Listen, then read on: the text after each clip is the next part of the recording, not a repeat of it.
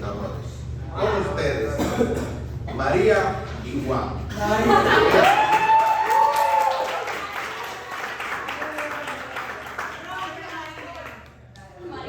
Mariana, lo que pasa es que... Bueno, buenas noches. Hoy le traemos el tema de infecciones de vías urinarias. Somos Cooperativa de la UAS y con eso empezamos. Ok, vamos a hablar primero de los conceptos generales. En primer lugar, ¿qué son las infecciones del tracto urinario? Las infecciones del tracto urinario son aquellas que afectan todo lo que vendría siendo desde donde se produce la orina hasta donde sale. Entonces nosotros podemos incluir tanto el riñón, los uréteres, la vejiga, la uretra, la próstata y el meto urinario, entre otras cosas. Son, por así decirlo, el profesor acaba de decir, una de las infecciones más frecuentes, de hecho son la segunda infección más frecuente después de las vías respiratorias, y especialmente en los cuidados intensivos, en las UCI, son muy prevalentes. En los hospitales también suelen ser como 40% de las infecciones nosocomiales, es decir, aquellas que se originan en los hospitales, y la mayoría de veces son prevenibles. Es decir, que si un paciente llega con una infección del tracto urinario después de salir del hospital, es probable que haya sido por un error médico. Son más comunes en mujeres de 12 a 24 años, a pesar de que son prevalentes en todos los rangos de edad y así como en todos los géneros. Y a medida que las mujeres van creciendo, digamos que llegan a los 65 años, ellas desarrollan una prevalencia mucho mayor de un 20% más aumentada, debido al hecho de que estos son momentos en los que ocurren diferentes cambios hormonales, como el hecho de que dejan de producir muchas hormonas que llevan a la alteración de la microbiota de su vagina y también que llevan a una inmunosupresión. También es mucho más común verlas en personas que son sexualmente activas, y este es uno de los factores de riesgo mucho más prevalentes. La causa más frecuente de bacteriemia y también representa del 5 al 7% de los shocks sépticos. El diagnóstico es clínico, es decir, que si un paciente te llega, qué sé yo, que su orina está muy maloliente, le huele un flanco, uno puede decir prácticamente ya que tiene una pielonefritis, por ejemplo. Sin embargo, para uno poder confirmarlo, uno puede usar una tira reactiva, en la cual nosotros vamos a ver, por ejemplo, si nosotros podemos ver que una tira contra la ureasa, que es una enzima que suelen tener algunos de los tipos de bacterias que solemos ver en estas infecciones, podemos ver si es positivo y podemos confirmar que es una infección del tracto urinario, o podemos hacer un cultivo de la misma orina. Está asociada por lo general a lo que es la disbiosis de la microbiota urinaria. Esto se refiere a que nosotros, por lo general, nuestra orina no es estéril. Tiene una microbiota la cual existe evidencia que dice que prácticamente está ahí como protección. Es decir, en el momento que esta clase como de equilibrio de bacterias se altere, es probable que tengamos una infección del tracto urinario sintomática. También las mujeres reportan que alrededor de un 60% habrá tenido una infección del tracto urinario para cuando llegue a la adultez.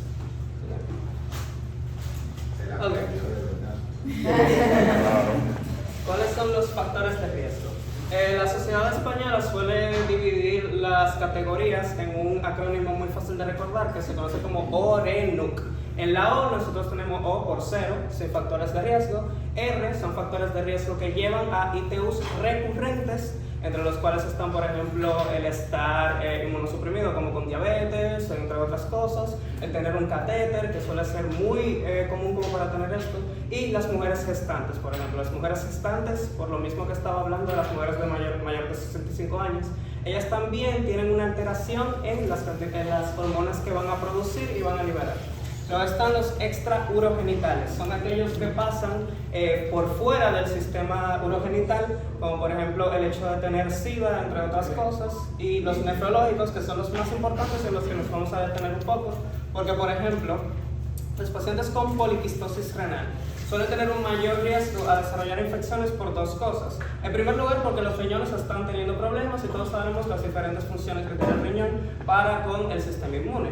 Pero también los quistes suelen ser lugares idóneos para la producción de colonias de bacterias. ¿Por qué? Porque si ustedes saben, los quistes suelen llenarse de líquido, pueden tener otros nutrientes que pueden llevar a que estas bacterias proliferen más. También la insuficiencia renal. La insuficiencia renal, como pueden saber, lleva a que nosotros liberemos muchas proteínas. Muchas de estas proteínas son parte del sistema inmune, entonces es completamente lógico nosotros entender que insuficiencia renal es igual a inmunosupresión. Otros son los urológicos corregibles. Son aquellos que dependen de, por ejemplo, de nuestro sistema urinario, por ejemplo, la microbiota. Si nosotros tenemos una microbiota alterada o una bacteriemia o una liberación por la orina de bacterias, nosotros podemos controlar eso a través de antibióticos y podemos corregirlos. Después, en la C serían los urológicos no corregibles, por ejemplo, el hecho de utilizar catéteres urinarios permanentes. Siguiente. Ok, las clasificaciones. Nosotros tenemos dos clasificaciones. Según su anatomía, tenemos las infecciones del tracto urinario de la vía urinaria baja, que pertenecerían la uretra, uretritis, la vejiga, cistitis, y la próstata, prostatitis. Tenemos la vía urinaria alta, que serían los riñones prácticamente, donde tendremos la pielonefritis, el absceso renal y el absceso perinéfrico. El absceso perinéfrico se refiere a toda el área que está alrededor del riñón y que también puede afectar al riñón. Según la evolución y los factores de riesgo que presenta el paciente, nosotros tenemos una no complicada y una complicada. La no complicada aparece en aquellas personas que no parecen tener factores que lleven a una complicación de los problemas. Es decir, que no depende de, sí, es complicado porque ahora tiene shock. No, sino que el paciente tiene algunos factores que pueden llegar a que empeore. Por ejemplo, si el paciente tiene cistitis o pielonefritis, pero es una mujer que no es gestante, que tiene, qué sé yo, 24 años, ni siquiera es sexualmente activa, entonces es muy probable que no vaya a desarrollar un problema por esta infección y simplemente le damos antibióticos y se va a relajar completamente. Después está la complicada, que son aquellas que sí tengan factores que pueden empeorarnos, como por ejemplo las mujeres gestantes, los hombres específicamente, porque prácticamente para que un hombre tenga un problema de estas infecciones, no son tan comunes porque tienen la uretra más larga que las mujeres, tiene que ser bien completo. La insuficiencia renal, el trasplante renal. Ustedes saben por qué el trasplante renal no es específicamente porque el riñón nuevo esté haciendo cosas malas, sino porque ustedes saben que en todos los trasplantes tenemos que hacer uso de medicamentos inmunosupresores y por lo tanto el paciente va a estar inmunosuprimido. También están las asociadas a catéteres, que se explican solos, y las recurrentes y las urosepsis. Pueden pasar. Ok, entonces, etiología de las infecciones urinarias. Pueden ser por diferentes patógenos. Bacterias gram negativas son las más comunes, después están las gram positivas y después los hongos. El más común es este bacilo gram negativo, que es el E. coli. El E. coli representa el 75% de las ITUs no complicadas y el 65% de las ITUs complicadas. Otros causantes pueden ser el Klebsiella pneumoniae, el Staphylococcus, la cándida y el enterococo. El enterococo específicamente es también el segundo patógeno más común en lo que son las ITUs complicadas. Algo que pueden ver acá abajo, el tratamiento depende según el agente etiológico. En cuanto a medicamentos se refiere, el medicamento que suele ser más utilizado son las fluoroquinolonas. ¿Esto quiere decir que sea la primera línea a la hora de nosotros tratar las infecciones? No. Las fluoroquinolonas, a pesar de que son medicamentos bastante potentes y que cubren un rango bastante grande de bacterias, pueden ser muy dañinos. Entonces, por lo tanto, lo que vamos a querer hacer es, en primer lugar, si el paciente no llega con clínica de una infección del tracto urinario, nosotros queremos hacer un urocultivo primero y después determinamos a qué antibióticos esa bacteria que él le tiene dañando es más, por así decirlo, afectada. Cuando nosotros tenemos por debajo del 20 o el 10%, nosotros usamos esos antibióticos. Si nosotros descartamos todos los antibióticos que vamos a poder utilizar y la bacteria sigue sin irse, entonces ahí usamos fluoroquinolonas. Puede pasar. Ok, bacterias en orina. Entonces, cuando nosotros tenemos bacterias en orina, ¿qué vamos a presentar? Puede pasar. Por ejemplo, puede ser una bacteriuria asintomática en adultos. La bacteriuria se refiere a que cuando nosotros estemos orinando van a aparecer bacterias. No es una infección, simplemente una colonización. ¿Qué quiero decir con esto? Que puede ser que una coli se haya infiltrado, pero que no está produciendo síntomas y por lo tanto es probable que ni siquiera tengamos que usar antibióticos. ¿Por qué no se recomienda usar antibióticos? Por el hecho que mientras más antibióticos nosotros utilicemos, nosotros estamos matando la microbiota natural de la orina y al mismo tiempo estamos haciendo que bacterias comiencen a mutar y por lo tanto las bacterias que son malas, por así decirlo, las que nos provocarían síntomas, van a desarrollar una resistencia. De hecho, esta es la razón por la cual en el que es el ambiente hospitalario, la mayoría de las bacterias son resistentes a todo, por así decirlo. Han mutado tanto porque le han metido tantos medicamentos.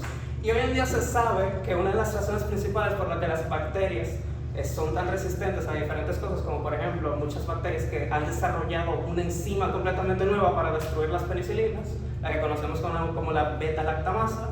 Estas son simplemente porque un doctor vio una bacteriuria, no sabía que era una bacteriuria asintomática que no se debe tratar, la trató y por lo tanto ya tenemos bacterias como estas que son resistentes. La bacteriuria asintomática puede determinarse según cuántas bacterias nosotros veamos en el urocultivo. Estos son 105 unidades formadoras de colonia por mililitro en 2 muestras de orina. 100.000, día a las 5, 100.000 unidades formadoras de colonia, día a las 5. Lo puso el mando. Vale. 10 a las 5 unidades formadoras de colonia por mililitro en 2 muestras de orina evacuadas separadamente o en una muestra. Y en una muestra en hombres, por ejemplo.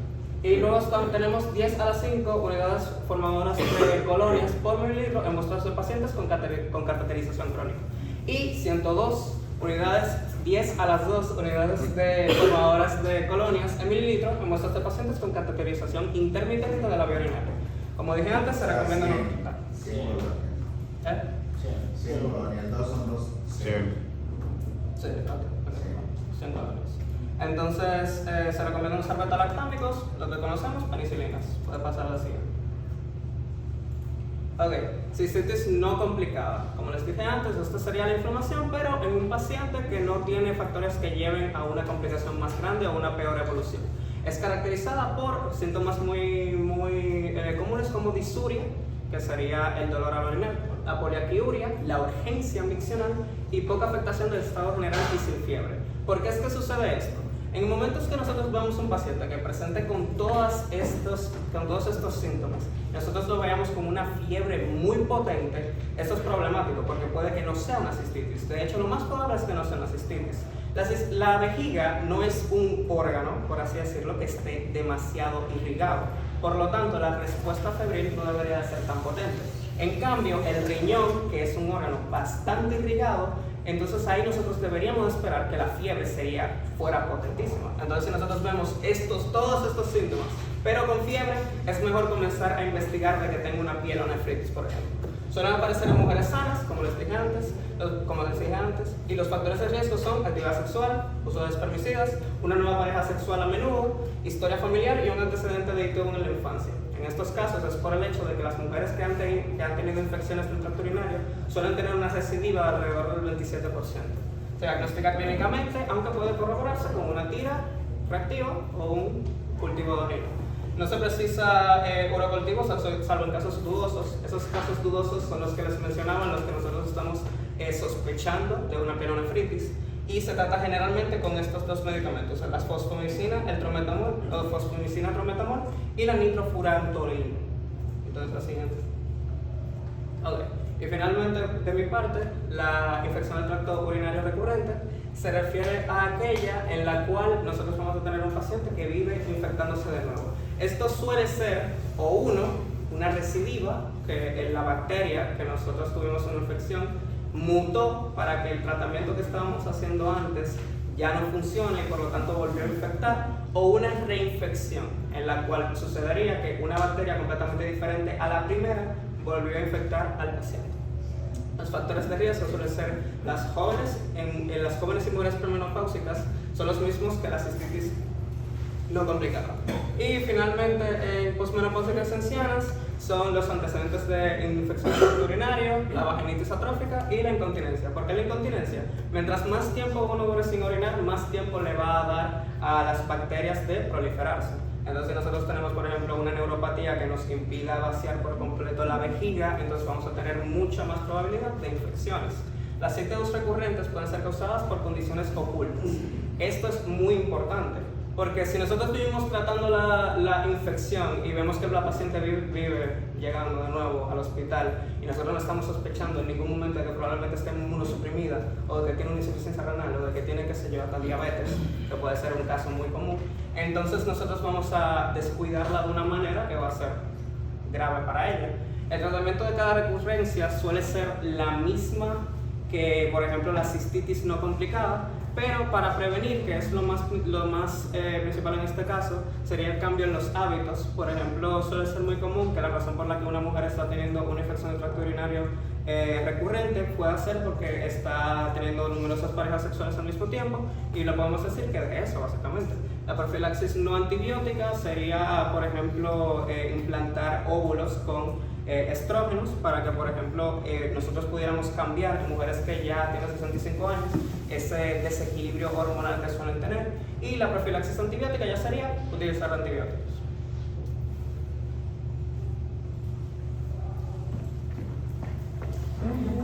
Bueno, ya no me queda más nada. Hola, yo soy Mariana y les voy a hablar de pielonefritis aguda. Primero, ¿puedes pasar? Primero, yo le voy a hablar de O sea, varios. ¿queda más? Queda más. Pero ¿Cuánto tiempo falta? Ok, es una infección de vías urinarias altas, que como sabemos, bueno, ella puede evolucionar de una cistitis o bacteriuria asintomática y comparte muchos de los mismos factores de riesgo, pero esto solamente pasa en el 3% de los casos, no es tan común como se cree. Sin embargo, tiene una incidencia de 10 a 20 millones de casos anuales y es causa de alrededor de un 20% de hospitalización y un 10% evoluciona en la bacteriemia. Entonces, como les dije, los factores de riesgo son los mismos, pero quiero destacar que el factor genético toma un rol, o se cree que toma un rol, debido a que hay tener antecedentes personales de infección de vías urinarias previas o antecedentes familiares puede predisponer al paciente, puede pasar. Entonces, en cuanto a síntomas, esta es la más complicada. Vamos a tener malestar general, náuseas y vómitos, dolor en las fosas renales, es decir, en los flancos, como decía mi compañero, y también vamos a tener escalofríos. También podemos tener disuria, polaquiuria y urgencia misional, pero solamente pasa en el 80% de los pacientes cuando hay afectación también de las vías urinarias bajas. En cuanto a síntomas, tenemos la puniopercusión positiva. Si yo tengo la puniopercusión negativa, yo puedo tener una pielonefritis aguda, pero no mostrarse, pero ya puede. Si está positiva, es que es esto, pero si está negativa, no va a ser. La fiebre tiene que ser mayor a 38.5 grados Celsius. Es importantísimo porque si el paciente no tiene fiebre alta o no tiene pielonefritis o está inmunosuprimido, y hay que investigar más. También vamos a tener en el hemograma la elevación de los reactantes de fase aguda como la procalcitonina, la proteína C reactiva o PCR y las velocidades de alimentación globular. Esos no deben pasar de 24 horas elevados. Ok, en cuanto al diagnóstico, tenemos el urocultivo. En la mujer van a ser 100 unidades formadoras de colonia por mililitro. En los hombres van a ser 1000 unidades formadoras de colonia por mililitro. El E. coli compone el 90% de los casos de pielonefritis, pero también hay otros agentes etiológicos como lo son el aureus o la cándida.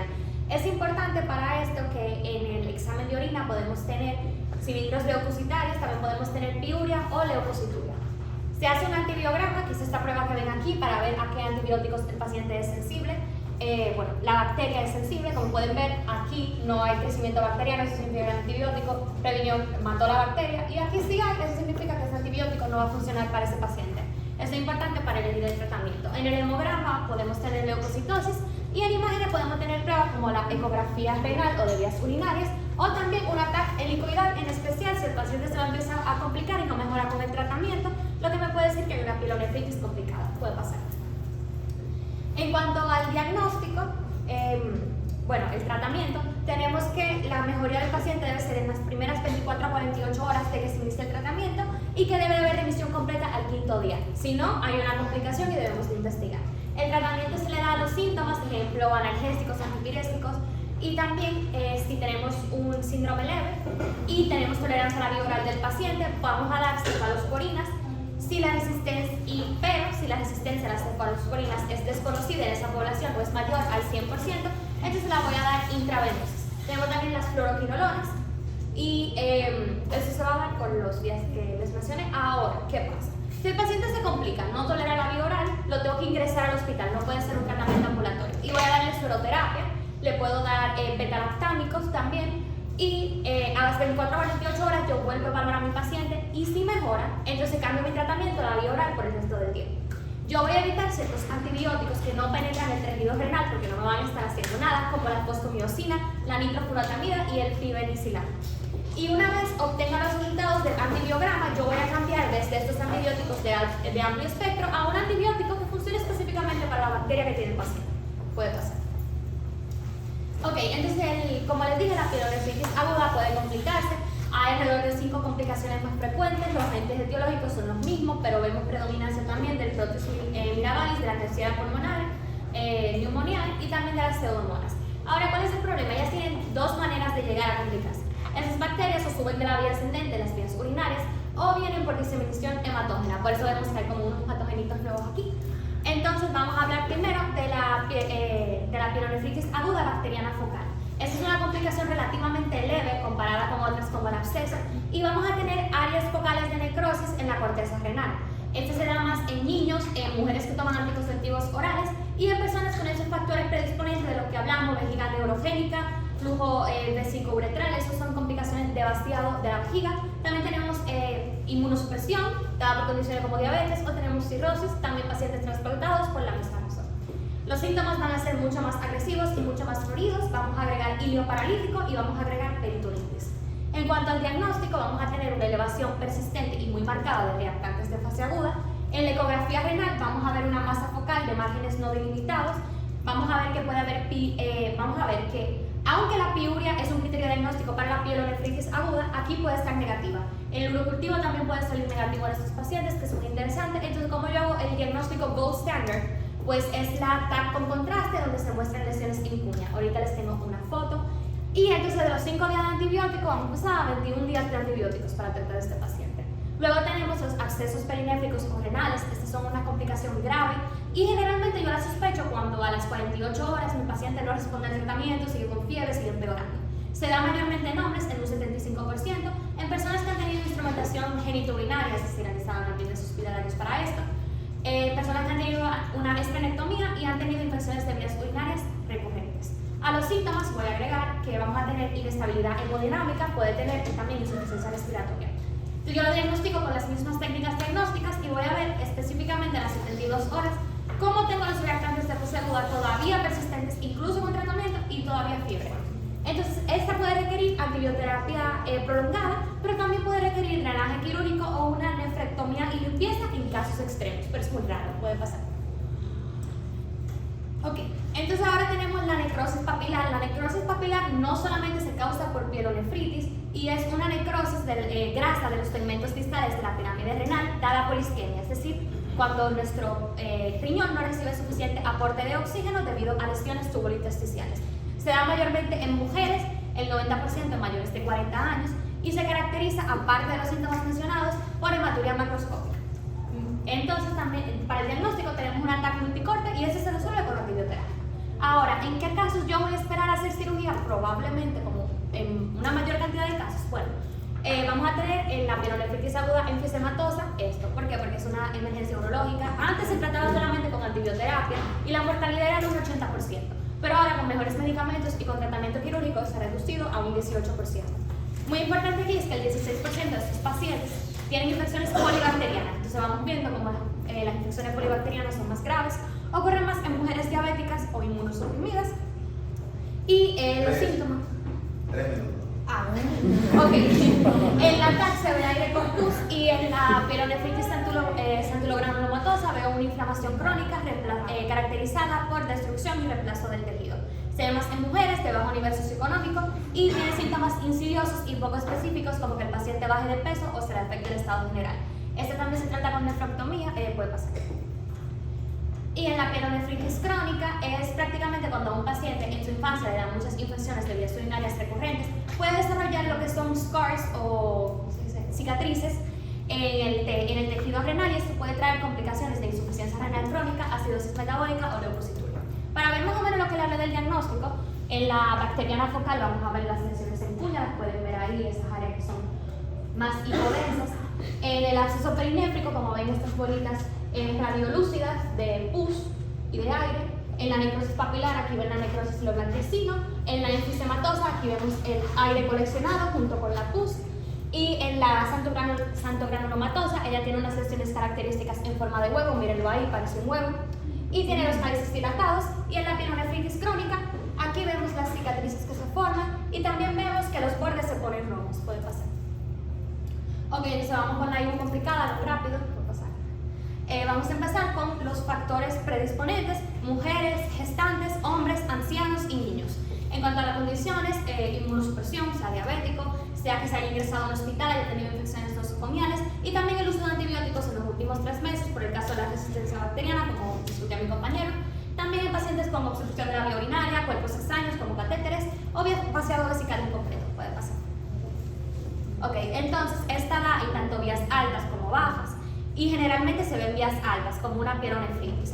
Los agentes causales suelen ser enterobacterias como la E. coli, y el diagnóstico son los mismos que hablamos antes. El tratamiento va a ser de causas subyacentes, es decir, si tiene una litiasis, saco la litiasis, diabetes controlada diabetes, y doy antibióticos empíricos, los que hablamos antes de amplio espectro, los metalactámicos, y luego lo cambio por los que el antibiograma me dice. En pacientes con riesgo de infección multiresistente voy a empezar de una vez con meroponem, etapanem o piperalicina para tratar esa bacteria. Piperacilina. Piperacilina, perdón. Bastazobactam.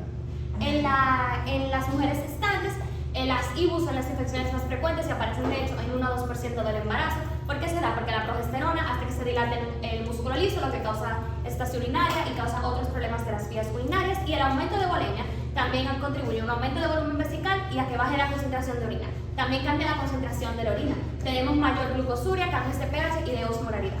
Entonces, ¿cuál es el problema con esto? Que aunque sea una bacteriuria asintomática, la tengo que tratar. Y aunque el tratamiento responda bien, le tengo que hacer un urocultivo a 1 o 2 semanas para verificar que se haya ido la bacteria. Entonces, tengo que evitar algunos antibióticos que son tóxicos para el embarazo o pueden causar abortos, como la fluoroquinolona, las ceftriaxonas, la nitrofurantolamida, entre otros. Ok, en ancianos es frecuente la resistencia y se da es el 25% de las infecciones, el 20% de las causas de hospitalización, y se da en pacientes con comorbilidades, cateterización, institucionalización, inmunosenescencia y patologías vesicales. La clínica es la misma, solamente que tenemos disuria, colaquiuria y nicturia agregada con posible hematuria. Agentes etiológicos, el E. coli corresponde al 60%, más o menos igual que la población general.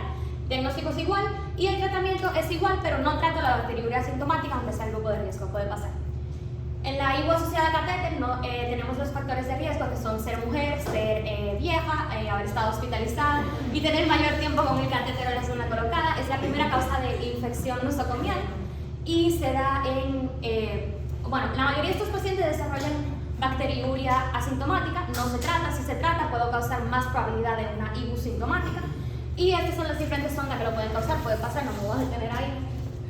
Y la patogénesis se da o por vía ascendente, intraluminal, extraluminal del catéter o entre el catéter y la mucosa urinaria. Entonces también el catéter predispone a la formación de biofilm en el paciente, que es esto que está aquí, que lo que hace es que vuelve a las bacterias más fuertes, más probable que sean infecciones polimicrobianas y resistentes. Puede pasar. También la infección puede venir directo del personal de salud que lo manipula si no lo hace con la asepsia propia. Entonces, los criterios de diagnóstico es muy importante, el diagnóstico clínico, porque la mayoría de estos pacientes van a tener urocultivo positivo. Es una fiebre mayor a 1.5 grados de la temperatura basal, dolor lumbar debutante, delirios o tritoria muscular y delirios de nueva aparición. El tratamiento es más o menos el mismo y en cuanto a la prevención, necesito colectores que la cateterización sea intermitente y solamente cuando sea necesario. ¿Puede pasar? Ok, ya, pasa. En cuanto a otras IBU, tenemos la prostatitis, la epididimitis. Les dejo eso para lectura, pero eso es del urólogo. Y muchas gracias.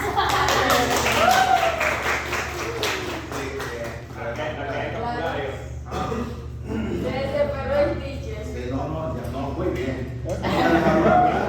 Vamos a darle un toquecito. Un toquecito. Este escapular. Este no es permanente. Ah, de bojador. Ah, bien. Toda la felicidad. Bien, vamos a subir el escapulario y a apagar este escapulario. Y le damos a los monitores agua del grifo. La mejor agua es la del grifo. ¿Verdad que sí? El agua del grifo. Antes cuando una gente no se peinaba le decía, tú tienes el cabello grifo. A mí me decían así. Sí, a mí me decían, tú tienes el pelo grifo. Claro, pues yo era un... Bien, muy bien la presentación. Ok, vamos a simplificar. Entonces, Infección del tracto urinario o infección de vía urinaria, ya como lo dijeron, es la colonización de gérmenes que van desde el orificio de la uretra hasta los riñones. No dije bacterias, dije gérmenes. ¿Por qué? Porque siempre cuando se habla de infección de vía urinaria pensamos que solamente son bacterias. No puede ser virus, hongos, parásitos, lo que sea. Claro está que generalmente son bacterias. Epidemiológicamente, prácticamente todas las damas, antes de llegar a la adultez, tienen por lo menos un episodio de infección de vía urinaria, aunque sea uno. El hombre es mucho menos frecuente. ¿Y por qué se debe? A que, por ejemplo, una uretra de una mujer, 3 centímetros, una uretra de un hombre, por ejemplo, 15 centímetros, y se sabe que aproximadamente el 99% de las infecciones de vías urinarias es por la vía ascendente. Entonces, por eso, no es lo mismo este pequeño trayecto que este largo trayecto. Entonces, por eso, ustedes van a ver que es difícil que un hombre tenga infección de vía urinaria. Ahora bien, en menores de 2 años, generalmente son más frecuentes en los del sexo masculino, por la posibilidad de más malformaciones congénitas que las damas. No sé por qué, teníamos que seguir estudiando. Después de los 50 años, 55 años, prácticamente se igualan las infecciones de vía urinaria en el hombre y en la mujer, por el problema de que ahí comienzan los problemas de la próstata.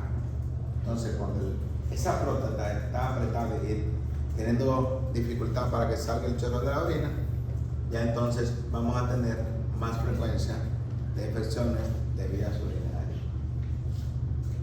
Con respecto a la clasificación, ya ustedes vieron, no vamos a abundar, es una clasificación anatómica, es bastante importante, que la divide en infecciones de vía urinaria altas y bajas. Ya como dijeron, riñón, todo lo que afecta al riñón, la pielonefritis, el absceso renal y perinéfrico. Y las bajas son la cistitis, prostatitis, uretritis. Estas son las bajas anatómicas. Tiene su importancia porque no es lo mismo cuando un paciente tiene una pielonefritis que cuando tiene una cistitis. Porque el tratamiento, por ejemplo, de una cistitis podría ser de 1 a 3 días y el de una pielonefritis puede ser de 2 a 3 semanas. Entonces, por eso, nosotros tenemos que saber ponerle apellido a cuando un paciente tiene infección de vía urinaria. ¿Es alta o es baja? Una condición funcional es cuando la clasificamos en infección de vía urinaria complicada, qué bonito escribirte, o no complicada. Me explico, y fue bien explicado. Por eso voy sin rápido, porque complicada. Cualquier paciente que tenga una alteración anatómica o funcional de las vías urinarias, se le llama que la infección de vía urinaria es complicada. Me explico. Cualquier paciente diabético, cualquier paciente con VIH, cualquier paciente que esté recibiendo medicamentos inmunosupresores, siempre que el hombre tenga una infección de vía urinaria, hay que ponerle apellido. Porque no es posible que un hombre de 25 años tenga una infección de vía urinaria si no tiene alguna alteración anatómica del sistema urinario excretor o esté deprimido inmunológicamente. Okay. O sea, por eso investiguen esa vaina complicada, ese muchachito, el novio de mi hija. Vamos a investigar a ese tigre, háganle todo, porque puede tener un problema. Siempre que una dama esté embarazada, tiene apellido. Complicada. ¿Por qué? Porque en la embarazada puede desencadenar problemas en el producto.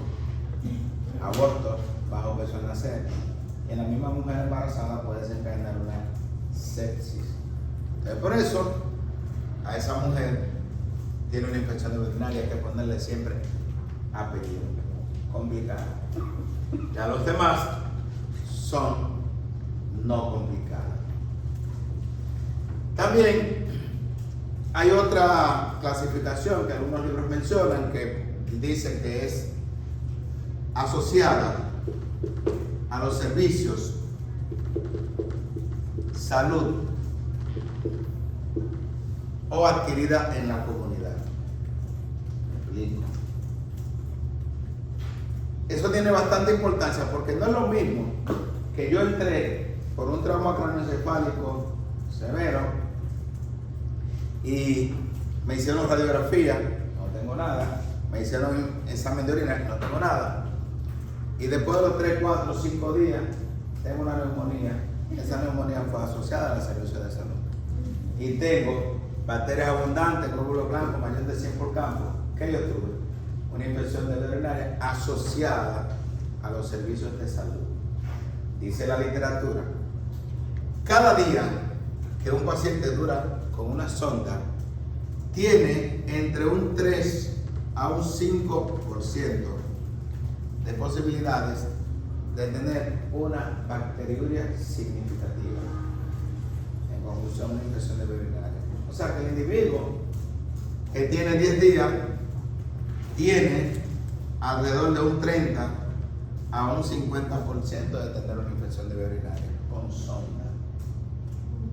Por eso, cuando un nefrólogo manda a poner una sonda, está pensando en cuándo la va a retirar, lo más rápido posible, porque es un foco de contaminación. En cuanto a la etiología de los gérmenes, ya lo dijeron claramente, una bacteria denominada E. coli, como dicen los gringos, E. coli, ¿qué es esa vaina? E. coli representa entre el 75 al 80% de los casos de infección de vía urinaria, muy frecuente, adquirida en la comunidad.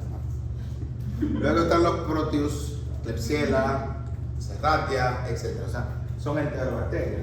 Y el Staphylococcus representa alrededor del 10%. O sea que es muy frecuente. Ahora bien, cuando es secundario a sonda vesical, E. coli representa alrededor del 60%. Depende de cuál estudio es que estemos señalando. O sea, baja la frecuencia de E. coli, pero E. coli es el número 1.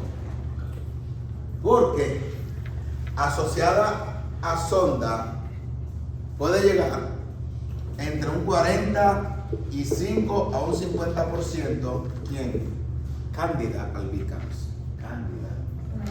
Entonces, cándida es muy frecuente, pero nunca va a ser superior a la E. coli. O sea, E. coli siempre es el número 1. Pero hay que tomar en cuenta que la cándida en los hospitales, albicans, sobre todo en pacientes inmunodeprimidos, es sumamente frecuente. ¿Cómo? Es muy frecuente la cándida en pacientes inmunosuprimidos y con sonda vesical. Entonces, no voy a seguir abundando. Un minuto más. Ese paciente que tiene la infección de vía urinaria, generalmente, cuando es baja, disuria, polaquiuria, tenesmo, urgencia, etc. Eso es. No tiene fiebre, tal y como dijeron los doctores. Entonces va al médico, le hacen el examen de orina y va a tener glóbulos blancos, como dijimos ahorita, mayor de 10, o sea, de 10 a 20 por campo, pero eso en Estados Unidos. Aquí usted ve que tiene, como una paciente que yo ingresé ahorita en la clínica, mayor de 100 por campo. Bacterias abundantes. Si es un primer episodio, usted lo trata empíricamente, no hay que necesidad de lo cultivo. Una dama de 22 años, 21 como tienen ustedes la mayoría, tú le das su antibiótico, una quinolona generalmente. Dicen los gringos, puede ser un día de tratamiento. Algunos recomiendan la fosfomicina de 3 gramos, dosis única. O puede ser cipro, levo, etc. La levo la dejamos para más tarde, que es muy. O tal régimen de 3 días, o dependiendo 5 días de tratamiento, depende a criterio. Pero ya si acompaña el cuadro de malestar general, náusea, vómito, fiebre y puño-percusión positiva, ya no es una pielonefritis, ya no es una cistitis, ya es una pielonefritis. Entonces ya usted tiene que saber que a esa pielonefritis es ideal que usted le haga su urocultivo. Usted comienza a manejarlo empíricamente, en 3 días llega el urocultivo positivo, Ecolab, y dice más de 100.000 unidades formadoras de colonia por campo, así que lo recuerden. Y te van a poner que el germen es sensible, resistente. Entonces, aquí tenemos la ceftriaxona, fosfomicina, levo, quino, cipro, tazobactam, etc. Y te dice, sensible, la ceftriaxona 0.01, sensible 0.5, sensible 4, sensible 6, sensible 0.25, no hay resistencia. Entonces yo le pregunto a ese médico, ¿cuál de esos antibióticos usted le pondría a ese paciente, atendiendo a eso que ya usted vio? Entonces yo digo, mal hecho, porque la cifra está ese número es muy grande. Eso indica que hay casi resistencia. Claro, mientras más grande el número, indica que el germen va a responder menos. ¿Cuál usted le pondría? Entonces, usted lo va a ingresar a ese paciente por una cistitis. Un ejemplo. No, pues no le ponga ese. Si lo va a ingresar así. Vamos a suponer que el paciente tiene su sintomatología de una cistitis.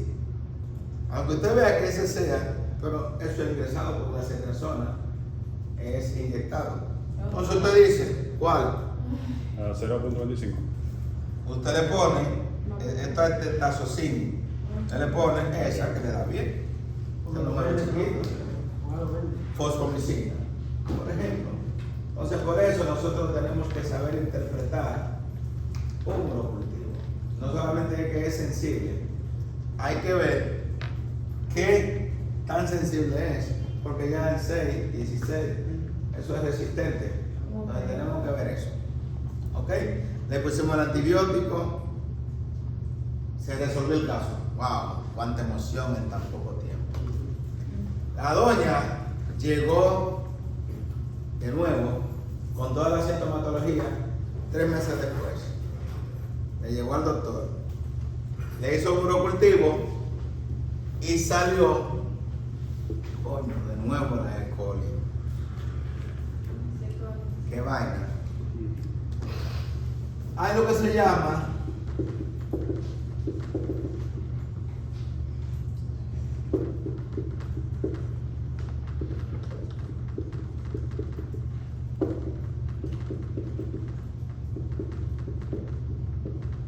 recidiva, infección de la urinaria a repetición.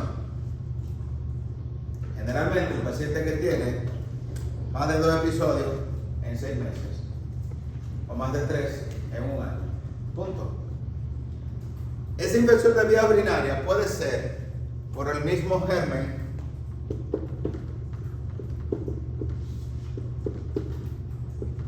o por gérmenes diferentes.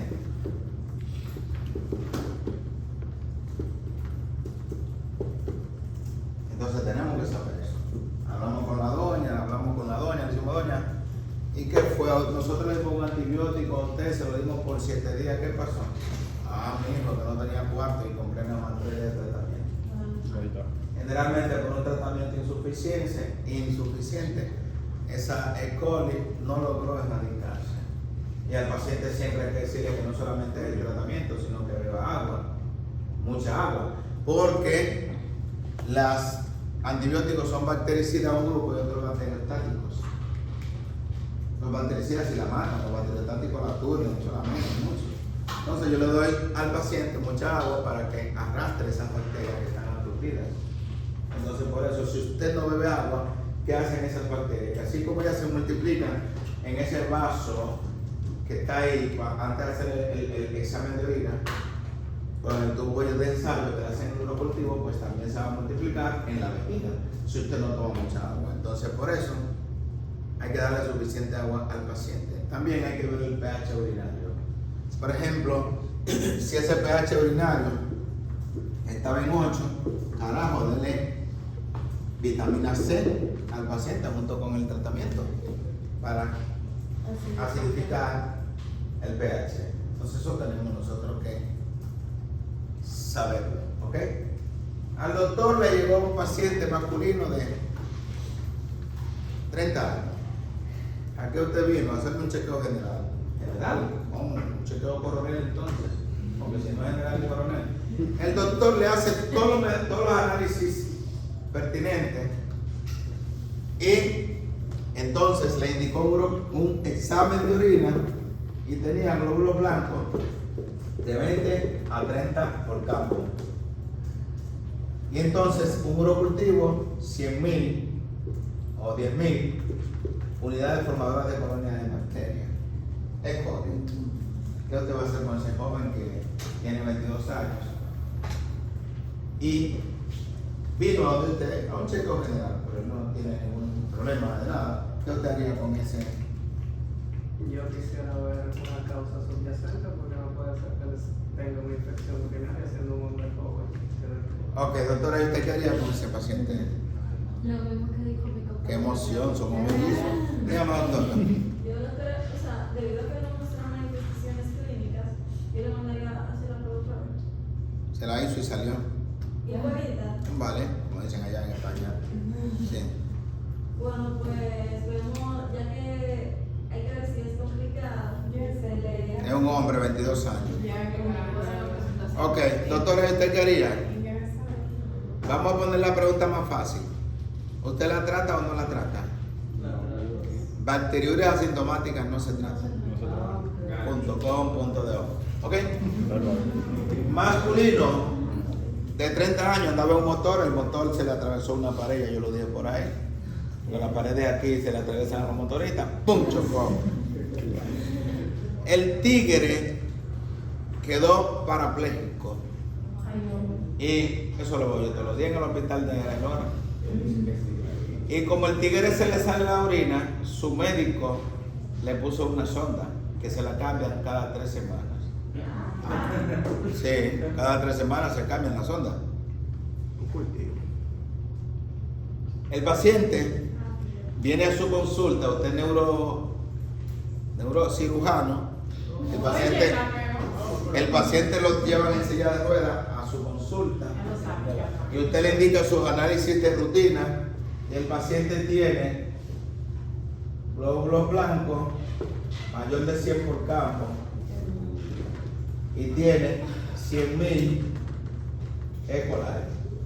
¿Y usted qué haría? No, te quiero pensar. ¿Qué es lo que hay que pensar? Doctor, dígame, no hay que pensar. ¿Qué vaina? Doctora, dígame, no hay que pensar. Doctora, dígame. Doctora, yo como que la he visto. ¿Dónde será? ¿Eh? No. Yo la he visto en otro lugar. En la televisión, profe.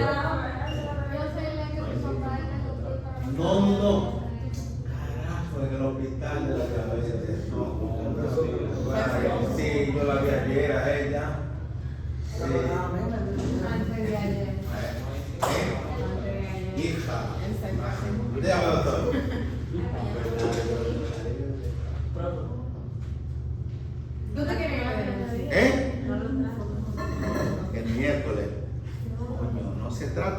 Las bacteriurias asintomáticas no se tratan. Pero yo lo dije claro aquí que se me olvida la cosa. Óyeme, cada día que el paciente pase con sonda tiene de un 3 a un 5% de posibilidad de tener una bacteriuria significativa. Significativa. Si es asintomática, no se trata. Óigame, ese paciente con sonda todo el tiempo le va a salir el urocultivo positivo hasta que vida tenga. A ese paciente le va a salir el urocultivo positivo todo el tiempo hasta que se muera. Si él no tiene síntomas, no se trata. Y peor, que yo vi que un urólogo tenía 6 meses tratando a un paciente con una sonda. 6 meses. Hasta que le llegó al polo. Yo le dije lo que le dije a uno porque me encojonó. Ustedes estaban con lo que estaban esta mañana. Bueno, no están aquí ninguno. Sí, con la misma ropa. Qué emoción, no es eso, doctora. Es se había ido usted ya. Es un paciente que no lo voy a decir ahora. No se trata. Bacteriurias asintomáticas no se tratan. Bien. Excepto, ahora viene el excepto. Excepto en embarazadas. Ahí se trata. Y en pacientes que vayan a ser intervenidos urológicamente. Cualquier procedimiento urológico a un paciente con bacteriuria asintomática se trata. ¿Por qué? Porque si usted no la trata, cuando estén manipulando, se va a diseminar. La lógica le dice. Y en menores de 5 años, porque generalmente, posiblemente, ese paciente tenga una malformación del sistema urológico de los uréteres. Entonces hay que mandarlo a urología. Si usted ve un niño o niña menor de 5 años con una bacteriuria asintomática, trátela y hágale estudios urológicos para ver si es que tiene reflujo vésico ureteral. ¿Qué vaina? Bien. Masculino de 40 años que le llevó a usted con disuria, polaquiuria, tenemos y toda la pendejada. Urocultivo, 100,000. Reporte.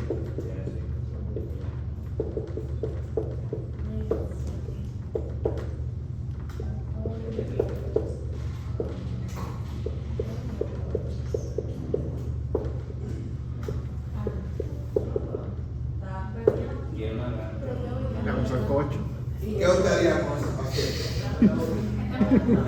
Es un hombre.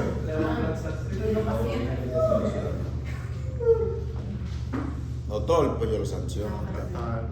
Okay. Se trata. Contigo.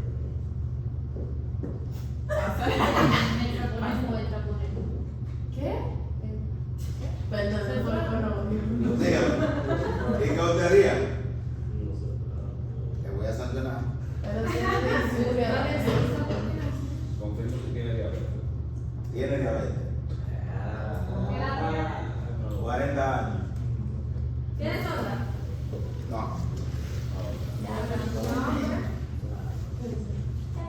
¿Tienes otra? Ay, repetir. Repetiremos esa. Generalmente, flora mixta habla de contaminación de la vida. Ya ahora sí. No, lo que pasa es que una vez me encontré yo en un centro de salud, llaman al polo. El doctor García estaba en ese hospital, trabajamos juntos. Mira que tenemos un problema aquí. Le estaban dando 3 antibióticos a un paciente por esa vaina. Sí, porque se supone que uno para E. coli, porque decía resistente, la cetrazona sensible a E. coli, pero proteo resistente. Y así sucesivamente, 3 antibióticos. Yo, pero qué coño son. El libro lo dice, flora mixta, hay que repetir la muestra. Dije que no iba a seguir hablando, yo no sé cómo me hablé tanto. Vámonos con el siguiente tema. Coño, me pasé. Vámonos con el siguiente tema. Hijos. Hija. Yo la he visto a usted, doctora, pero no estoy seguro que sea solamente.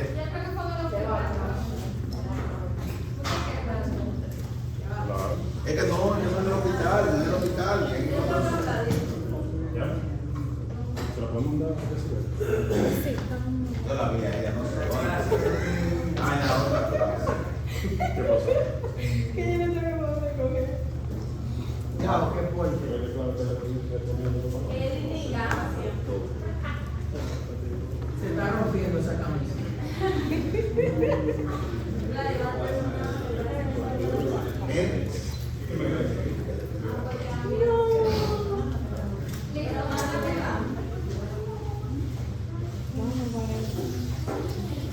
¿Cuánta emoción estamos batiendo? ya me la mandaste, sí.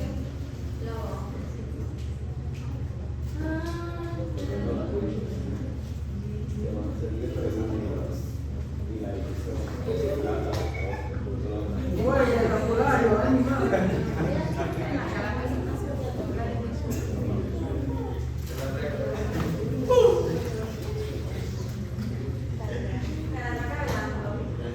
Estoy enredado con esta cosa.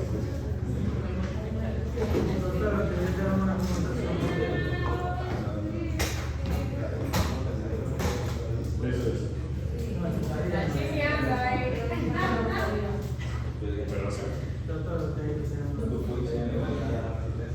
Ahora te va a hacer alguien que me quiere estampar. Yo me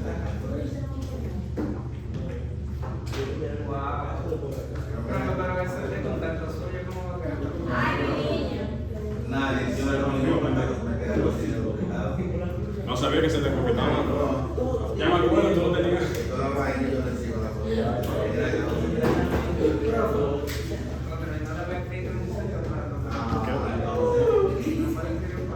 Vamos a ver lo que va a decir, tú vas a saber. ¡Ey! Señores, Vamos a ver. señoras, Llegó el tema. el espectáculo va a comenzar. Con ustedes, coño, Vladimir Miranda y López del Rosario. Bien, qué emoción.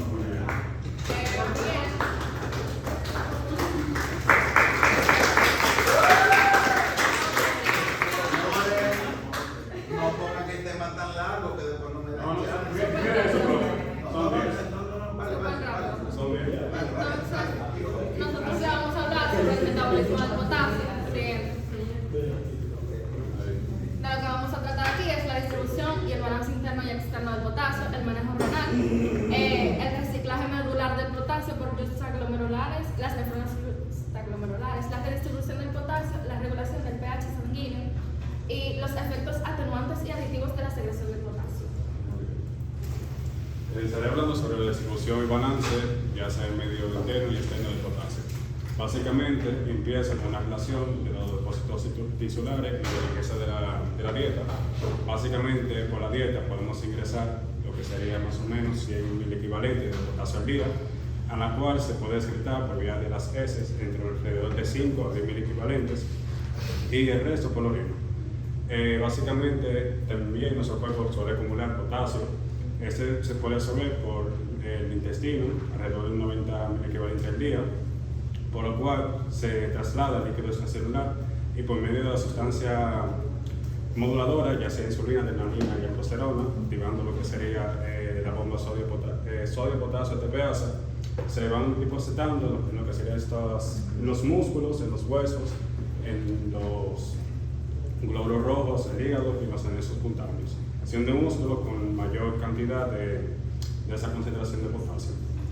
Y básicamente las sustancias moduladoras ayudan a mantener el balance entre la distribución del medio interno y externo de la concentración de potasio. Entonces, el manejo renal del potasio, vamos a tener primero dos partes, una en la cual la ingesta es baja de potasio y otra en que el aporte es normal o aumentado. Básicamente vamos a tener una infiltración del 100% de potasio, en la cual en el túbulo proximal se va a reabsorber el 67% y en el asa ascendente de gente va a haber una reabsorción del 20%. Aquí hay una reabsorción mayor ya que hay una gran concentración y también por el transporte pasivo por los fluidos ayudan a que esa reabsorción sea más eficiente. Ya hablaré también sobre cada transporte de cada sector. También aquí vamos a ver la primera diferencia de estas dos, aparte de la tonalidad de color amarillo. En el túbulo distal, en deficiencia de potasio, vamos a tener que se va a reabsorber un 3%, y aquí vamos a tener una secreción desde el 10 al 50%. Esto se debe a que aquí hay una estimulación de lo que sería la hormona aldosterona, que va a tener como efecto, aquí en este nivel hay receptores que son sensibles a lo que sería esta hormona, y va a ayudar a la secreción de potasio. Junto a esto se le va a sumar que va también a estimular a algunos receptores de lo que sería el túbulo colector distal, dando así una secreción por orina de alrededor del 15 al 50 al 80%, a diferencia de una depresión de potasio, que solamente se va a secretar un 1%, sumando también que no hay estimulación de lo que sería la hormona de aldosterona. Entonces podemos decir que la presencia o ausencia de la aldosterona juega un papel ya fundamental para la retribución y la explosión del potasio. Gracias. Muy bien, aquí vamos a hablar sobre los receptores de cada sector. El primer receptor que vamos a expresar va a ser el túbulo proximal. Básicamente vamos a tener lo que había mencionado, el túbulo proximal, que va a ser una reabsorción del 67%, que la primera parte va a ser por difusión simple, ya sea por el arrastre por los solventes. Aquí vemos como el potasio se va arrastrando con partículas de agua en el espacio intersticial. Vamos a también tener lo que sería la bomba sodio-potasio TPase, que va a intercambiar el sodio intracelular por el potasio del espacio intersticial, dándonos así una mayor concentración de potasio intracelular, pero la célula se va a corregir esa carga positiva con lo que serían los receptores de fuga de potasio, que sería esta parte, excretando de una forma mínima hacia la luz del túbulo o al espacio intersticial la concentración del potasio. Ya en la rama ascendente gruesa vamos a tener los receptores de fuga por igual, la bomba sodio-potasio TPase, y a diferencia del túbulo proximal vamos a tener lo que sería el transportador sodio-potasio-cloro. Aquí el sodio va a entrar por simple gradiente de concentración, y el potasio y el cloro van a entrar contra el gradiente, o sea, por acción activa. Ya en los túbulos colectores cortical, en la célula principal, vamos a tener lo que sería ya los receptores que se activan por la hormona aldosterona, que sería el canal ENAL, y el ROMK. Y aparte de esto vamos a tener los transportes intercambiadores de sodio, potasio y cloro. Y en el tubo colector cortical vamos a tener las células intercaladas alfa, que básicamente esto nos ayuda a regular lo que sería la concentración del pH, expulsando hidrogeniones a la luz del túbulo y cambiándolo por potasio. Básicamente aquí tenemos la bomba hidrogenio-potasio, y aquí tenemos una bomba de hidrogenio. Ya le puedo hablar lo siguiente. Perfecto. Entonces vamos a hablar sobre el CKM medular. Es importante aquí destacar que esto se basa en un gradiente de concentración, siendo de mayor concentración la parte medular que la cortical. Como podemos ver aquí, está más concentrado que aquí. Básicamente el potasio se va reabsorbiendo, como ya había mencionado, que esta es la parte que se va a reabsorber en mayor cantidad, pero para llegar aquí, básicamente en la ascendente gruesa se va a trasladar el potasio al espacio medular, y luego se va a hacer un reciclaje, por así decirlo, a la luz intersticial, y se va excretando. Esto tiene importancia en base a cuando uno en la dieta tiene mayor ingesta de potasio, y así el cuerpo va reaccionando para así detectar por orina la mayor cantidad de potasio posible. Y ya eso sería todo. Lo dejo con mi compañero. Entonces, ya les voy a hablar sobre la redistribución. Para la redistribución del potasio, nosotros vamos a tener tres sustancias principales que nos van a ayudar en este proceso, que son la aldosterona,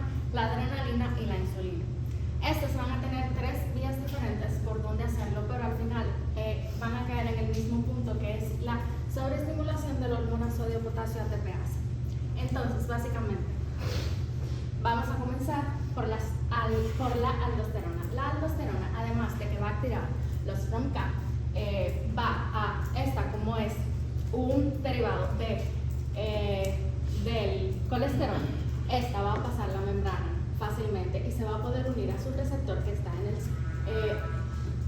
a su receptor, que es el mineralocorticoide, y esto va a sobreestimular la hormona, la bomba sodio-potasio ATPase, además de que estimula el ROMK. Luego tenemos la insulina, sale de las hormonas pancreáticas. Básicamente, la insulina va a tener su receptor, pero ¿qué pasa? Después de su receptor es que esta se va a unir a su cotransportador para unirse y esta llevar a la glucosa, pero esta puede elegir otra vía e irse a la bomba sodio-potasio ATPase para estimularla o sobreestimularla y así añadir más potasio a la célula. Y por último tenemos la vía de la adrenalina, que la adrenalina, en el caso de que se traten de células musculares, vamos a tener los receptores tetados, que estas van a tener su receptor que van a subir el AMP cíclico, y cuando suba el AMP cíclico lo que va a hacer es que va a sobreestimular la bomba a sodio-potasio ATPase. Sí. Todo eso añadiendo más potasio a la célula.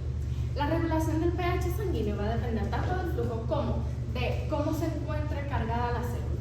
Entonces hay que pensar que tenemos dentro de la célula el 98% de todo el potasio, es decir, que solamente solo el 2% del potasio se encuentra a nivel extracelular. Entonces, ¿qué puede pasar? Si baja el pH, se van a inactivar estos dos receptores, que son el sodio hidrogeniones y el hidrogeniones bicarbonato. Estos dos se van a inactivar. Pero ¿qué va a pasar? Afuera nos va a quedar todo el sodio y el bicarbonato, pero adentro va a estar cargado por todos los hidrogeniones. Entonces, esto va a haber un aumento de hidrogeniones dentro y un aumento de sodio fuera. Entonces, cabe recalcar que el medio ácido está extracelular. Entonces, esto va a hacer que los hidrogeniones ralenticen la bomba sodio-potasio ATPase, haciendo que todo el sodio que se quede fuera se quede por fuera más tiempo. También estos van a hacer que van a inhibir la bomba sodio-potasio 2-cloro, inhibiendo que entre aún así más potasio a la célula. Y estas van a activar una proteína que van a hacer que se abran los canales de potasio para que el potasio pueda salir, aumentando más potasio a nivel extracelular. Entonces, podríamos decir que una acidosis podría conducir a una hipercalemia. Siguiente. Al igual que una alcalosis podría conducir a una hipocalemia, porque sería todo lo contrario en el caso de una alcalosis. Siguiente. Ya para culminar, vamos a hablar de los efectos atenuantes y aditivos de la secreción del potasio. En donde, si tenemos acidosis, hay contenido extracelular de potasio. El potasio salió de la célula. Hay menor secreción distal del potasio porque el potasio no está dentro de la célula, no se va a excretar. Pero por otro lado, tenemos la reabsorción proximal que va a bajar. Por lo tanto, el flujo distal del potasio va a subir y la secreción del potasio va a aumentar. Entonces se va a mantener un imbalance. Luego tenemos la estación de volumen, que va a ser mientras más líquido tenga. Si la aldosterona baja, la secreción distal del potasio va a bajar también. Pero por otro lado, la reacción proximal también va a bajar y el flujo distal va a subir. Si la reabsorción proximal baja, el flujo distal sube. El mismo balance, se pueden ver, se mantiene siempre el mismo balance.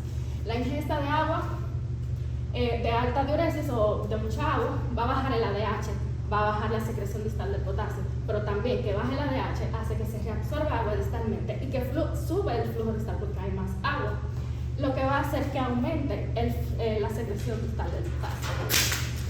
Y por último, la contracción del volumen, sube la renina, sube la angiotensina, sube la aldosterona, hay más secreción de potasio, pero baja el TGF y baja el flujo distal, por lo que baja la secreción distal del potasio. Y eso sería todo. Bien, vamos a darle da tiempo. Mira que hay bastante carácter, profe. Vamos a ver, mira. Vamos a ver el telón y vamos a ver. 3 minutos. 3. Aquí ya se ve. ¿Eh?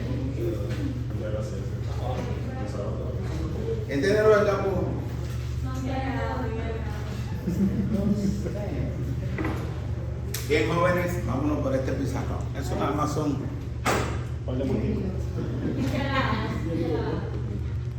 Entonces, como ustedes vieron en el día de ayer, ¿verdad? Tenemos una célula y tenemos el potasio y el sodio. Es importante que sepan que el principal catión extracelular es el sodio, 142 miliequivalentes por litro. Principal catión intracelular es el potasio, 150 miliequivalentes por litro. Entonces el potasio fuera de la célula es una cantidad mínima. Sí. O sea que tenemos fuera de la célula de 3.8 a 5.1 miliosmol por litro. ¿Okay? Entonces, el potasio lo podemos obtener de la mayoría de los alimentos. Prácticamente todo lo que comemos, las frutas, vegetales, tiene potasio. ¿Por dónde se elimina el potasio? El 90% del potasio se elimina por la vía renal. 10% prácticamente por la vía gastrointestinal. Una mínima cantidad por la piel. De manera que si tengo daño renal, voy a tener hiperpotasemia. Entonces, es importante saber que podemos tener un trastorno del metabolismo del potasio. Vamos a hablar de hipopotasemia o hipocalemia. ¿Por qué puede bajar el potasio? Puede bajar por un aumento en la eliminación. Una diuresis excesiva no puede hacer que bajen los niveles de potasio. Otra pérdida por la vía gastrointestinal, diarreas copiosas, por ejemplo, pacientes que le da cólera, que van 30 veces al baño en un día, pueden tener una hipopotasemia. Por una disminución en la ingesta de potasio, o sea, los pacientes que están encamados, que están en la unidad de cuidado intensivo, pueden tener una hipocalemia. O por una redistribución del potasio.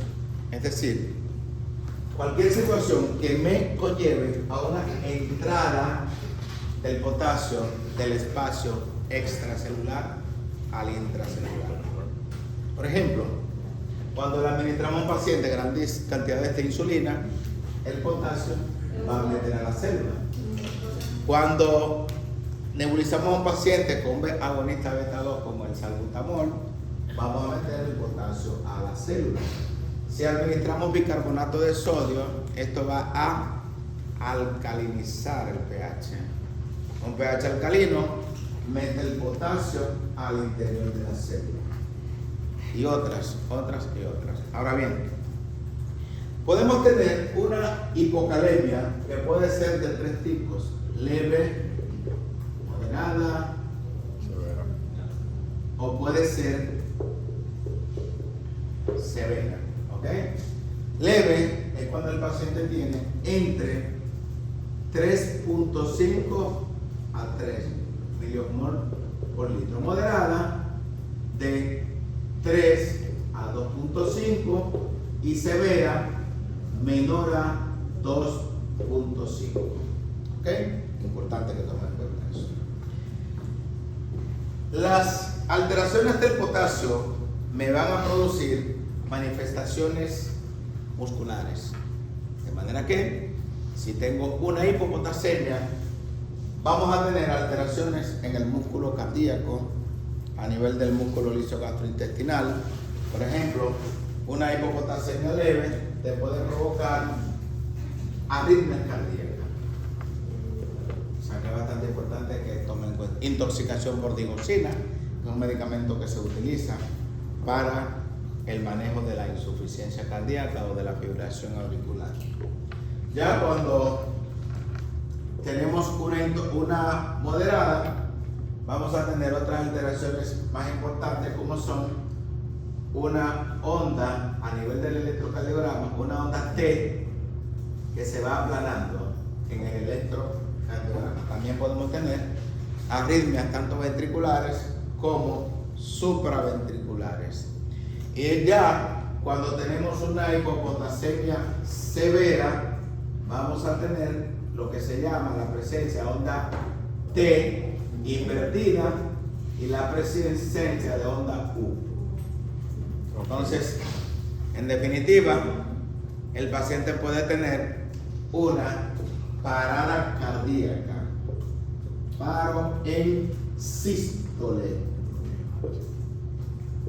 O sea, una parada cardíaca en sístole. Eso a nivel, pero a nivel gastrointestinal podemos tener un ilio-adinámico. Es una parálisis intestinal.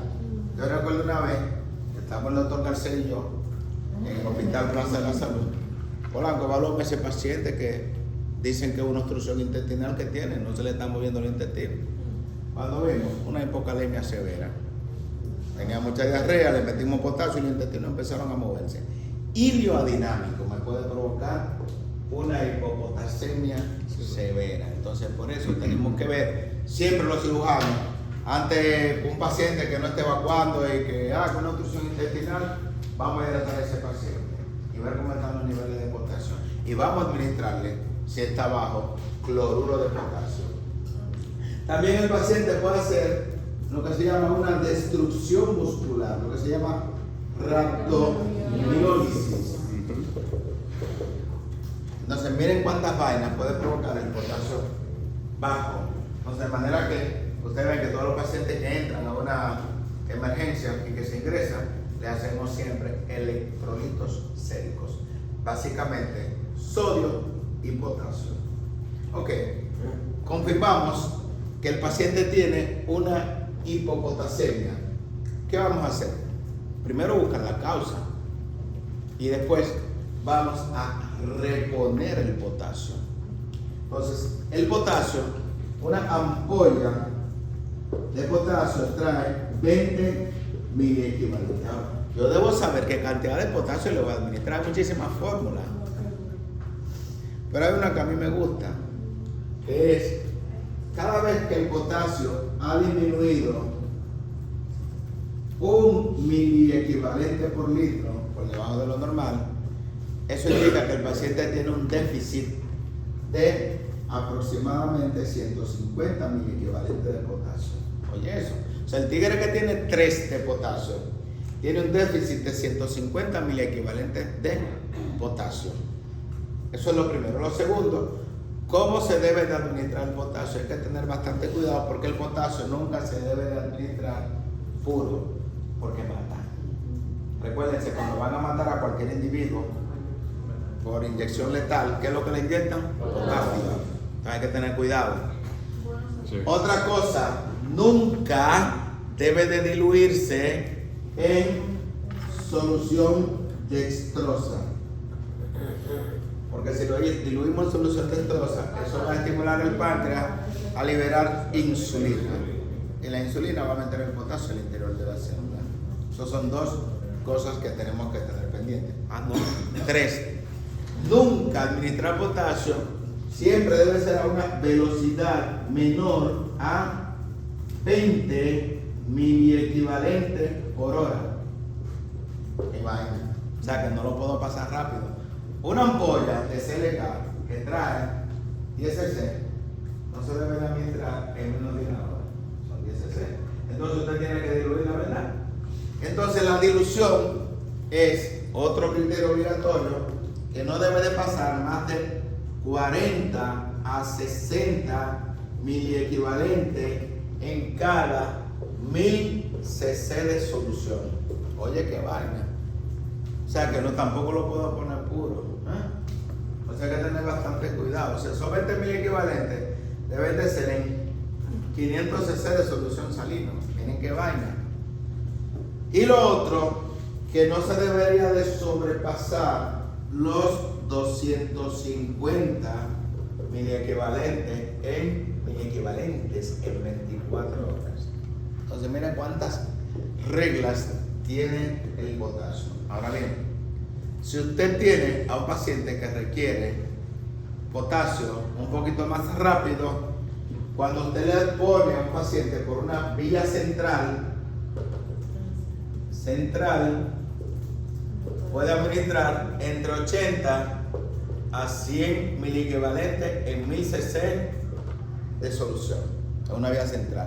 Pero que esa vía central no esté aquí, no sea ni yugular ni subclávia. Porque cae ¿dónde? Directo al corazón. Directo al corazón. O sea, por una vía femoral. O sea, que tiene demasiado regla administrar el potasio. Entonces, por eso, si fue por un diurético de asa o diacídico que conllevan a hipopotasemia, se lo suspende y le pone un diurético ahorrador de potasio. Por ejemplo, espironolactona, emplerenone o finerenona. Miren la vaina, como es. Entonces ustedes ven que el potasio es una de las cuestiones más peligrosas que hay. A ver, que ahora me queda tiempo. Déjame ver lo que dijo el estafador. El tigre me mandó un número de cuenta ya. Ay, qué hijo de puta. Eso fue que le mandaron un WhatsApp a un doctor. Ya. Y el tigre está pidiendo mi dinero.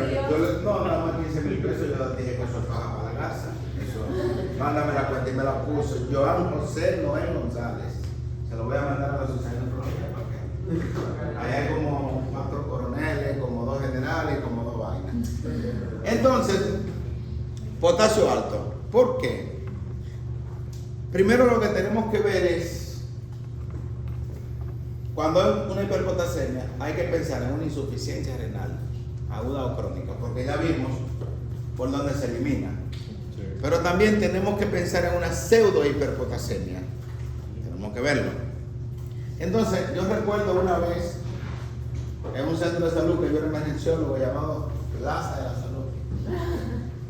Digo yo, doctora, una residente, ¿ha pasado algo grave aquí? Eso era como a las 3 de la mañana, yo me levantaba siempre a chequear cuando no me llaman. No, Polanco, no hay nada. Ah, bueno, hay un pacientito que tiene 3 horas ahí. ¿Y qué tiene? Un potasio en 7.5. Yo, doctora, eso es grave. Señora emergenciólogo. Me llevó el paciente de reanimación, de observación a reanimación, porque la vaina es grave y el paciente estaba ya boqueando. Él se salvó al paciente, de verdad. Paciente de diálisis, insuficiencia renal crónica. Entonces, puede haber pseudohiperpotasemia cuando le saco la sangre al paciente, que le doy mucho golpe, se libera potasio por la muerte celular. Le estoy dando el músculo. Claro. O cuando saco la jeringuilla y la mando con fuerza al tubo de ensayo, se destruyen los eritrocitos y hay hiperpotasemia. O cuando le transfundo sangre a un paciente renal crónico fuera de máquina de diálisis, esa sangre que tiene 1 semana, 2 meses, 3 meses, ¿cuántos eritrocitos se han muerto? Y han liberado potasio. Entonces, la hiperpotasemia puede ser también leve, 5.5 a 6, depende del libro, moderada, 6 a 6.5, severa, mayor de 6.5. Perdón. Sí, mayor de 6.5. Hay otros libros que dicen que es mayor de 7, la severa. Bueno, ¿qué ocurre? En una leve posiblemente no pasa nada, pero podremos tener bradicardia. Aquí vamos a tener la presencia de ondas T altas y picúdico RS ancho y aplanamiento, la onda P aplanada. Podemos tener onda P, carajo, aplanada, QRS ancho, la onda T más alta y picuda, y se paró el corazón. Parada cardíaca en... Yo recuerdo una vez que un joven en el hospital Padre Villini, que cayó en diálisis, que tenía 27 años, joven, alto, más o menos, no, era más alto que tú, tipo altísimo. Sí, alto, tipo alto. Tenía una esposa muy joven y hermosa. Cayó en diálisis. La joven esposa, hermosa y bonita, se enamoraba mucho. El tigre tenía 4 meses en diálisis. Y la esposa ya lo estaba dejando casi.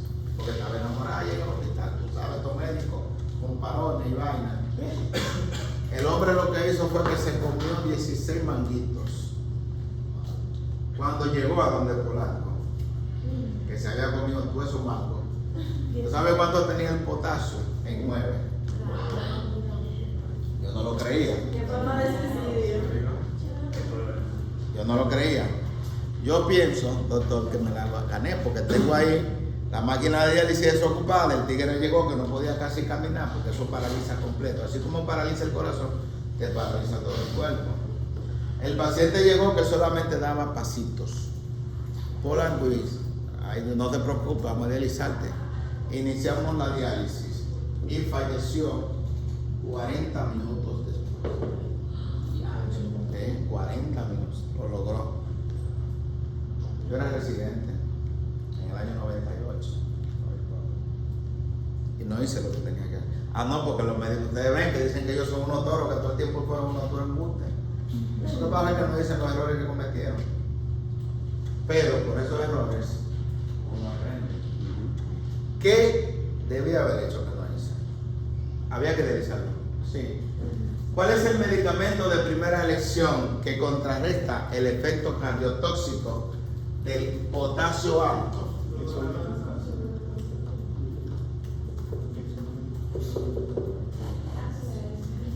Directo. Eso es lo primero que yo le tengo que administrar al paciente. Tantas veces sea necesario. ¿Lo estoy utilizando? Sí, pero ¿qué tiempo tarda la máquina en sacarme ese potasio? No, tanto no, pero en lo que me estabilice ese potasio. Entonces debía haberle administrado. Bueno, lo estoy diciendo porque, no se me ha muerto nadie. Gluconato de calcio. Esa pregunta yo la pongo en el examen, porque eso es, yo no quiero que le pase a ninguno de ustedes que teniendo pacientes, porque ustedes tienen una máquina de diálisis, ese es el medicamento de primera elección. ¿El gluconato de calcio baja los niveles de potasio? No. Pero es un estabilizador de la membrana celular. Por eso le ponemos gluconato de calcio al 10%. Punto. ¿Y cómo se eso? Directo. Una ampolla, se la pone en 2 minutos, 3 minutos. Hay una Norsa para eso. Tú tienes una Norsa para eso exclusivamente. Norsa, mire, venga a ponerme esta vaina a este hombre. Insulina. Cristalina. 10 unidades. Endovenoso. Directo. No lo pongan como lo pusieron ayer en el hospital. ¿Cómo que se llama ese hospital? En Semadoja. Que juntaron toda esa vaina. Y que ¿cuál era lo que estaban el lunes para allá? Coño, pero son. En Semadoja ya, lo que estábamos en el hospital ese. Pero lo voy a sancionar. El lunes. Sí, pero entramos al otro hospital que se llama Semadoja, pero el coño. El de Gastro. Coño. Insulina. Sí, para que no hagan la cosa como lo hicieron aquellos, porque así no es. Ni que en una bolsa, ni que para pasar el señor. Ah, sí, sí. El coño, hermano. Insulina cristalina directo.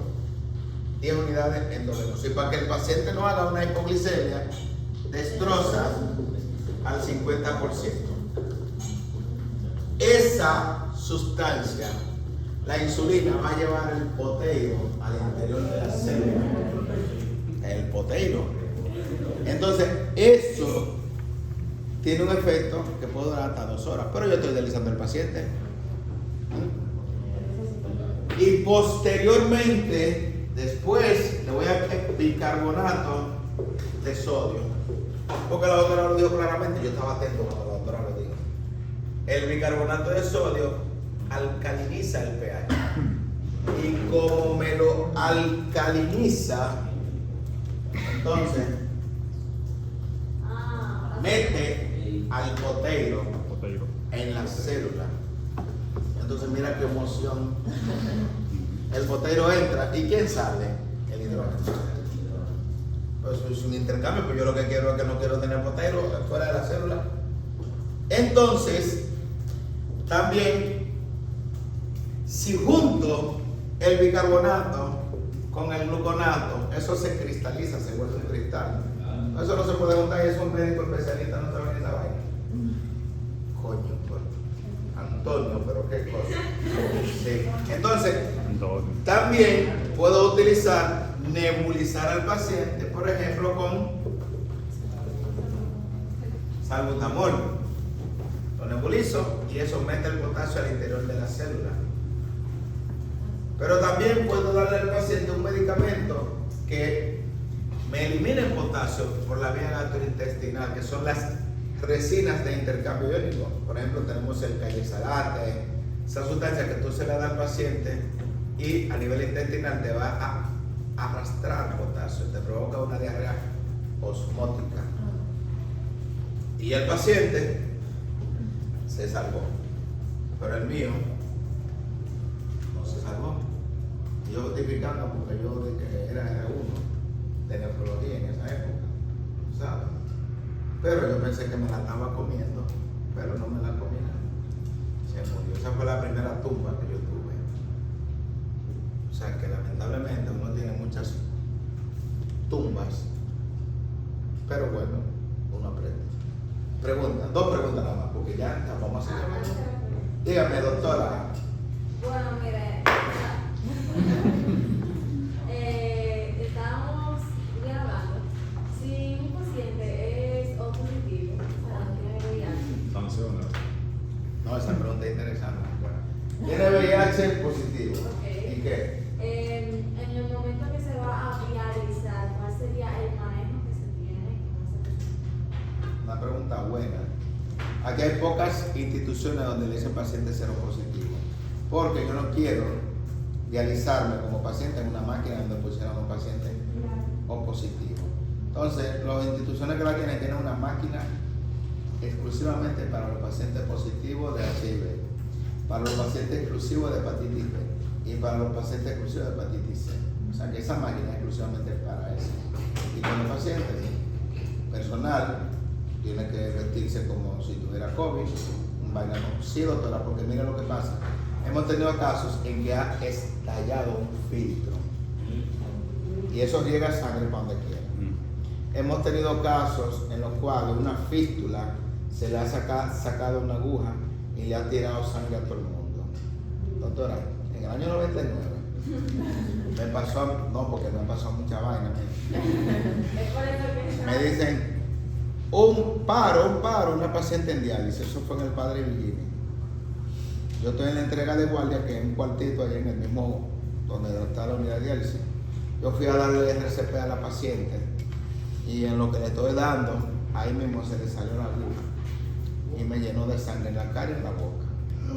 La paciente tenía hepatitis a virus C. ¿Sí? Sí, me pasó. Yo estaba recién, porque yo había amanecido de guardia y eran las 8 de la mañana y 2. adrenalina, porque fueron todos juntos. Yo Mucha emoción. estaba recién rasurado. Sí, porque yo me rasuro casi todos los días, porque ahí me sale mucha barba. Más que al doctor. Sí, me sale mucha barba. Doctor, y no se me pegó la hepatitis C. Yo me lavé la cara, no se me pegó. Con cloro, con betadine, yo literalmente yo lo hice. Es que la paciente se salvó. Sí, pero yo no lo hago. No, yo no lo hago, no vuelvo a hacerlo. No, yo no sé cómo lo hice, doctora. No sé, no te voy a decir que si se me presenta ahora yo lo hago, no, yo no lo hago. Y mire que en esa época la hepatitis C no tenía cura. Y ahora sí. Ay, sí, doctora. Ahora, en esa época no había interferón para la hepatitis C que se curaba en 3 meses. Ahora sí. Cuando eso sí había vacuna para la hepatitis B. Recién había vacuna porque la hepatitis B, la B, la detectaron, la descubrieron en el año 93. Porque primero era hepatitis A, la C, A y B. Entonces después toda la S le decía no A, no B. Eso es historia de medicina, pero que lo sepan. Entonces me pasó eso y no se me pegó. Como siempre. Pero yo duré 6 meses temblando. Porque el periodo de incubación es de 6 semanas a 6 meses. Que grave, yo hasta que no pasaron esos 6 meses yo no estaba tranquilo. O sea, yo me hacía los virus todos los meses. Sí, pues yo decía, coño, y gritaba mucho yo. Igual que a un compañero mío, el compañero de Garcés, un doctor cirujano de allá, el doctor Ortiz, que se pinchó, ¡pum! Cuando éramos R1 en el Padre Villini. Tú sabes, el Padre Villini, antes de que ustedes nacieran, era el hospital del SIDA, de los pacientes con VIH. Ahí yo hice la especialidad. Ese cirujano estaba suturando a una paciente con una herida en la cabeza, paciente de 17 años, ¡pum! Se pinchó. Y yo le digo, mira, vamos a hacer la prueba de esa muchacha, porque aquí lo que es positiva la muchacha para VIH. 3 meses sin comer, ni dormir, ni nada. Mi compañero residente. ¿Y no se fue una profilaxis? En el año 95. Historia de la medicina. Ahora, pero tuve el último caso, que fue una interna de UNIBE. Eso fue en el 2004. Yo era jefe de nefrología en el Morgan. Ya la cosa bien más avanzada. Y ella, una indigente, no se lleven de los residentes, señores. No, se lo estoy diciendo, no se lleven de los residentes, que lo mandaron a que le pusiera una neumolubrina intramuscular a una indigente. Ella se la puso, la indigente hizo así, ¡pum! A propósito, fue allá en el Morgan. Volteó, tiró el brazo, la aguja, ¡pum! Le cayó a la muchacha. Yo, Polanco, llevé sangre. Yo tuve problemas ese día, porque nadie le hace caso a la pobre muchacha. Nadie. Entonces, yo digo, paso por ahí. ¿Qué pasó? Me contó. ¿Y dónde está la paciente? Mírela ahí. Y yo, no. Venga, yo mismo la amarré, le saqué sangre, la llevé a Amadita, ahí al frente, Amadita de Morgan. Lo bonito, yo quiero una prueba rápido. Después que hacen la prueba rápido, que me dicen en 2 horas está. Voy, que no me quieren del resultado. Y después yo mato uno. Porque yo pagué mi cuarto y mi gallo. Porque pasó una hora. Claro, no, el papá tuyo sabe que yo soy. Él y yo éramos iguales también, porque es verdad, él dijo, no cojo vaina de nadie, Polanco, ni yo tampoco. Él y yo éramos compañeros de guerrilla. Ya él dejó eso, ¿verdad? Ya le tranquilo. No, porque es guapo, igual que yo, guapísimo. Guapo, somos 2 tipos guapos, por eso yo era amigo de él, si no, no. Cuando nos dieron el resultado, positiva la tipa, la indigente, VIH. Sí, había un tío de ella, lo llamamos Puerto Rico, porque era puertorriqueña, y al mismo día se fue a Puerto Rico para recibir las drogas que se dan en las primeras 24 horas como profilaxis, 4 semanas de tratamiento. Pero miren cómo son las vainas.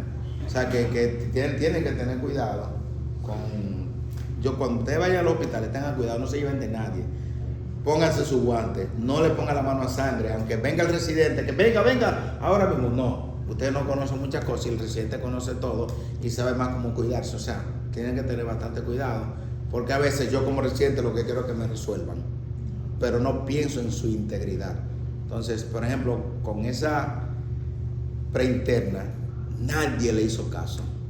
Ella había rotado conmigo como 3 o 4 meses atrás y estaba rotando por cirugía. Y el que estaba ahí en cirugía ni caso le hizo. Y después yo lo llamé la atención, pues yo le dije, y vaina, le dije muchísimas vainas, yo lo sancioné, porque uno tiene derecho a sancionamiento. Claro. No, pues de verdad. No, 48 nada más, 48 horas. No, lo que pasa es que 48 horas se juntaban con las otras 24, entonces ese había amanecido, se iba, no se fue, el día de hoy y el de mañana, y pasado mañana tiene servicio. O sea que él duró sí, no es así. Es así, o sea, 5 días. 5 días.